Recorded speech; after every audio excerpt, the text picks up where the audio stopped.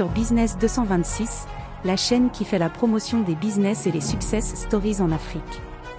Si tu es nouveau ici, abonne-toi et active la cloche de notification car sur cette chaîne YouTube on parle et on partage des idées de business très inspirantes que vous pouvez mettre en place afin d'augmenter vos revenus, grossir votre compte bancaire et même atteindre la liberté financière. Voici le tout nouveau fleuron de la filière volaille au Cameroun, implanté sur le sommet du quartier Bakang dans l'arrondissement de Bamendjou. Une usine industrielle moderne avec plusieurs composantes qui intègre toutes les étapes de la chaîne de production d'œufs. Une unité de production d'aliments, une poussinière et un poulailler d'une capacité de 40 000 poulets. Ici, la technologie est omniprésente. Presque tout est automatisé.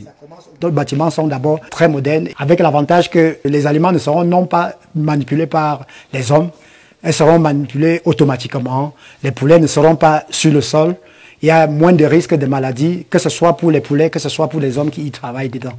Il y a les convoyeurs d'aliments, les convoyeurs d'œufs, toutes les lignes d'eau qui sont contrôlées par les machines, même jusqu'à la consommation d'aliments. Ce qui fait que la qualité d'œufs qui sera sur le marché serait réellement de bonne qualité pour notre consommation. Un projet audacieux né de la volonté d'un Camerounais ambitieux qui, s'inspirant de son expérience à l'étranger, a choisi de venir faire valoir son savoir au Cameroun. Cette structure est faite pour venir en appoint aux autres éleveurs dans la région. Nous pouvons chauffer non seulement nos poussins, mais nous pouvons également chauffer des poussins des partenaires installés dans la région. Moi, ce projet, je l'étudie depuis 10 ans. Après avoir fait le constat sur le terrain au Cameroun, commencer à visiter les fermes en Europe. Je vais travailler un mois, je travaille à la poussinière, je travaille dans les bâtiments adultes, je travaille au tri des œufs, au calibrage des œufs, pour savoir réellement qu'est-ce que ce type de ferme impose comme difficulté et comment est-ce que moi je peux copier ça et venir implémenter chez moi en sachant que chez moi, je n'ai pas telle possibilité qu'on a en Occident. Ensuite, je suis allé plus loin. Vous avez souvent vu des documentaires de comment les femmes achètent leur poulet au marché, font abattre, déplument. Si vous regardez, vous jetez un coup d'œil dans l'eau qui est utilisée pour déplumer ces poulets que vous mangez à la maison, vous allez avoir peur de consommer.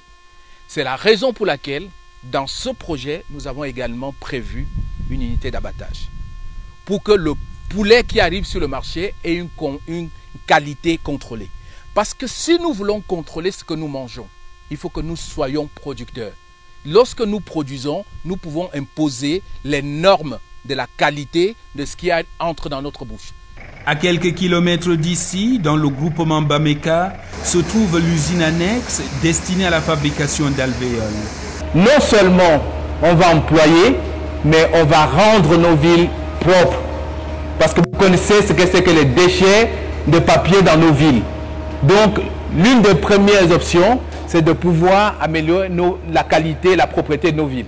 Et en même temps, ceux qui ramassent ces papiers, c'est aussi de l'emploi qu'ils ont trouvé.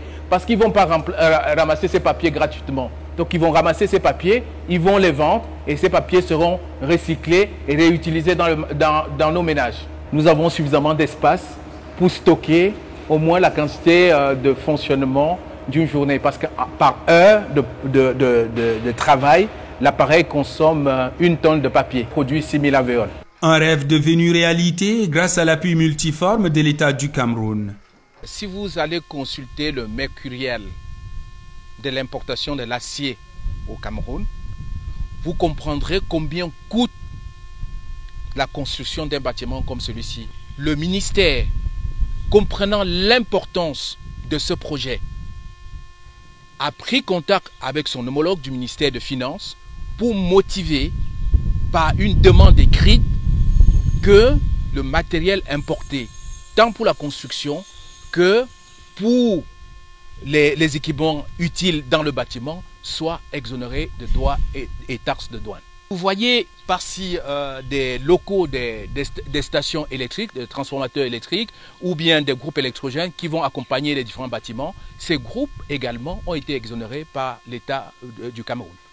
Je crois que cet accompagnement est juste inestimable. Sans cet accompagnement, nous ne serons pas au niveau où nous sommes. Il faut être honnête.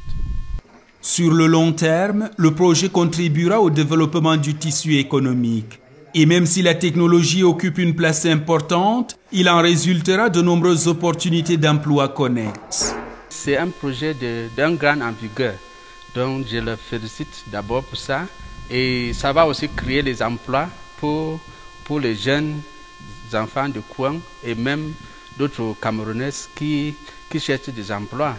On a constaté même sur le terrain là-bas que c'est les Camerounais même qui sont en train de monter les bâtiments là, quelque chose qui est tellement important. Ça veut dire que l'expertise est aussi transférée au Cameroun.